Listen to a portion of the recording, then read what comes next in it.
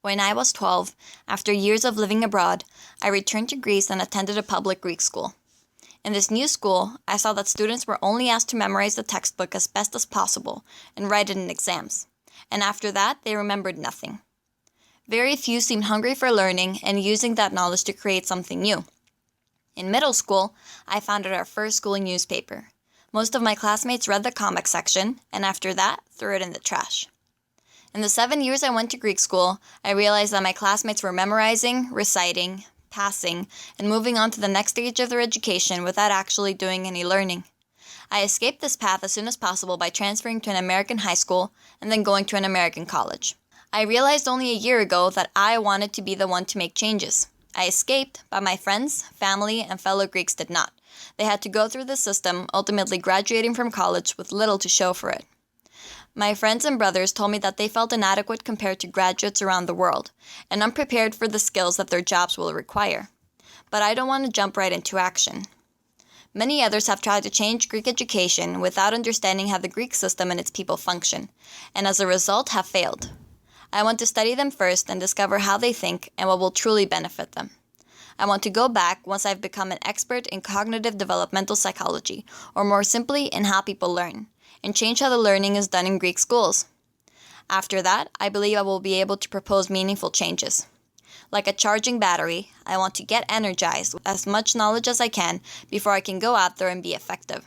So my aim is to reform the Greek educational system by conducting research to find out how people learn best. Right now, I am studying psychology and education at Clark University. Since Clark does not offer educational psychology, I combine relevant classes with my aim in mind. I take education classes for both teaching and education policy, because I want to find out how people learn, but also how I can transfer my findings into policy to change the system. I am also learning how policymaking works in real life by being peer review editor for Clark's scholarly undergraduate research journal, where we are collaborating with administration to legitimize it as an academic journal on campus. My psychology classes focus on developmental and cognitive psychology, so that I can understand how the human mind works before I can ask my own questions. Last summer, I did an internship at the Social Cognitive Development Lab at Yale to get to know research methods in depth and in practice. I want my own research findings to be valid and useful, and good methodology is the key to that. Another way I charge with new knowledge is that I test out my observations on what could help people learn in my splash classes. For example, last year the class was split into groups and each group competed with each other in class activities. From the reactions I get in these activities, I refine my aim. What seemed to get kids more motivated? What did they remember best? What path could have the answers to my questions? Looking ahead, I'm interested in development and education programs in NYU, Stanford, University of Michigan, and UC Berkeley. These PhD programs conduct research in cognitive and developmental psychology and try to improve education with their findings. Sound familiar?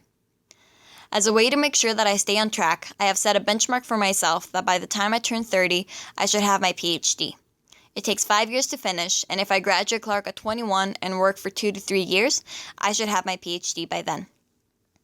I am studying for the GRE, and I am putting together a plan for 2 potential honors theses to introduce me to the methods and theory in my future PhD program. One is on the link between motivation and effective learning, and the other on how schooling can reinforce one's aims. However, since I discovered my aim recently, and I haven't had much research experience yet, it is possible that I will not get accepted right after I graduate. This might sound like a devastating possibility, but to me it is an opportunity to recharge. I will find a job as a lab manager to get more experience and research in my field.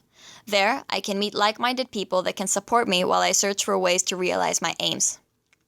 In the far future, I am sure that I will find many obstacles, such as having trouble applying my findings in Greece, given the bureaucratic hell that it is, or officials, teachers, and students being resistant to a new system. I don't see these as problems. If there is resistance, that means that something isn't working and could be improved. All these problems are learning opportunities for me to refine my actions to better serve Greek education. My aim has a clear beyond-the-self impact for my friends, family, and the Greek people by giving them a better education and a brighter future. I believe it is a scam for people to have 12 or more years of mandatory schooling and nothing to show for it, and so it is deeply meaningful to me to provide the Greek people with a useful education.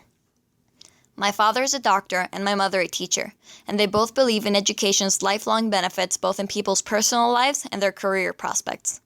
It is easy for me to get caught up in daily stress and get lost in the details when designing a program, but they are constant reminders that what matters most is to improve people's lives through their education. My aim started out as reactive and with time turned proactive. I was appalled when I realized that my friends and I went through 7 years of Greek schooling without truly learning anything, but that gave me the motivation to intentionally search for ways to improve it. With all my efforts and new knowledge, I am certain that one day in the future it will be time to disconnect the charger and go out and zap the Greek educational system.